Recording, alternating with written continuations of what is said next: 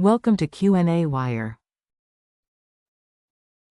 All right, this is a cool question on crickets. So we have information on the chirps per minute produced at different temperatures, where T is the temperature, N is chirps per minute. We have two pieces of data, but we know, or we're told, that it's a linear relationship.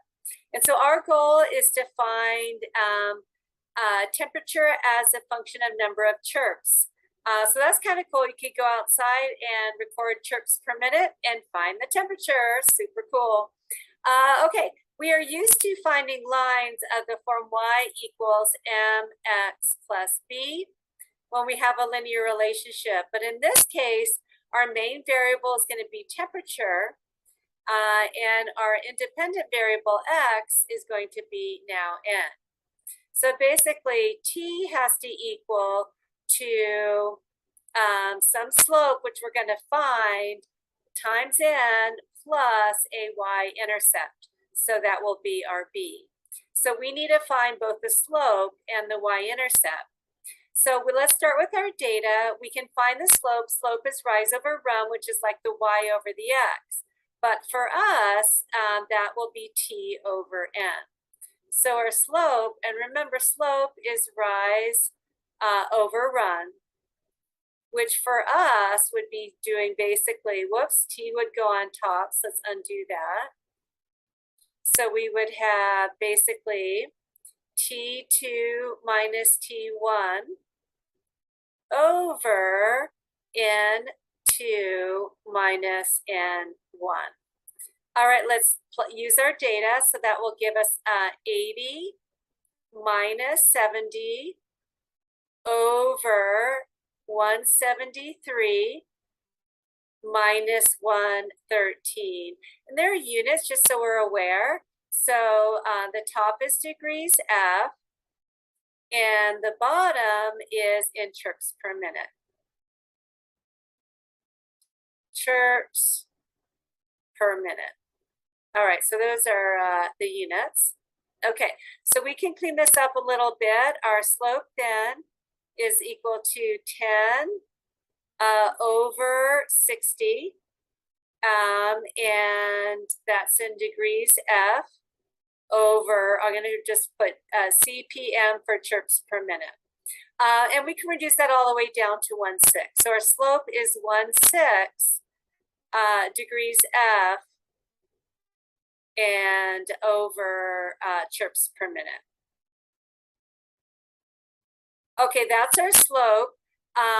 So that's perfect. And that was B. B needed, or question B had to do with slope. So let's go ahead and write that down. The slope is 1/6 degrees F per chirps per minute. Okay, so that is our slope. Okay, but we want to come up with our equation. So let's keep going. So right now, so far, we have t equal to 1/6 of n, and we still need to solve for our unknown b. This is still our unknown.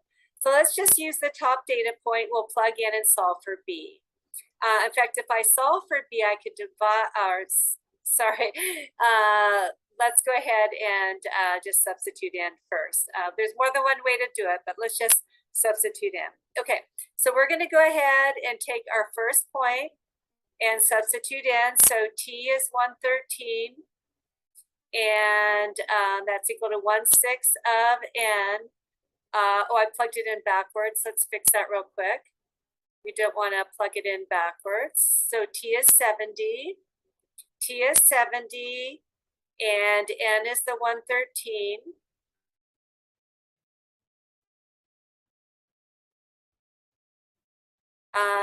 And plus b. So our goal is to solve for b.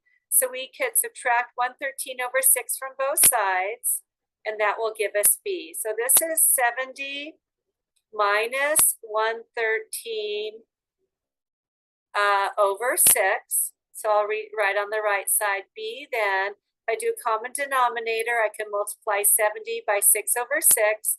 So 420 over 6 minus 113 over 6. And let's see what we get by calculator. So 420 minus 113. So if you leave it as a fraction, B is 307 over 6. And if we go ahead and divide by 6, we'll get a decimal, basically 51.167. If we round to 3 decimal places. Okay, so that's our B. So our part A then, our T is equal to 1/6 of n, and I'll go ahead and leave it in exact form, plus 307 over 6. So that is our temperature as a function of chirps per minute. All right, so A we have done. B is already done because the slope is then equal to 1/6 degrees Fahrenheit per chirps per minute. So basically,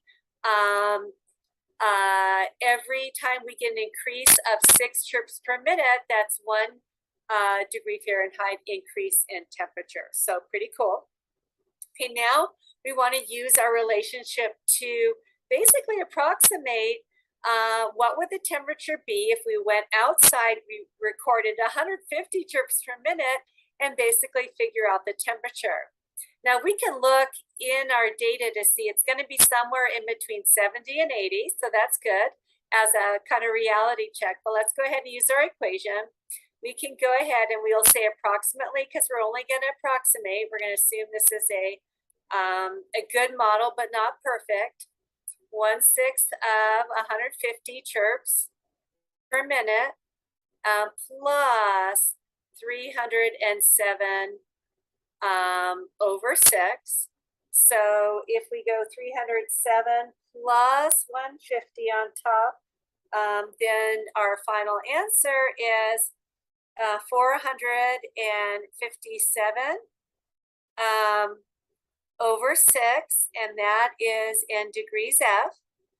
But we can go ahead and divide by 6 just to get a rough idea. And yes, it's good. It fits within the between 70 and 80 as we expected. So 76.2 degrees F, squish that in there.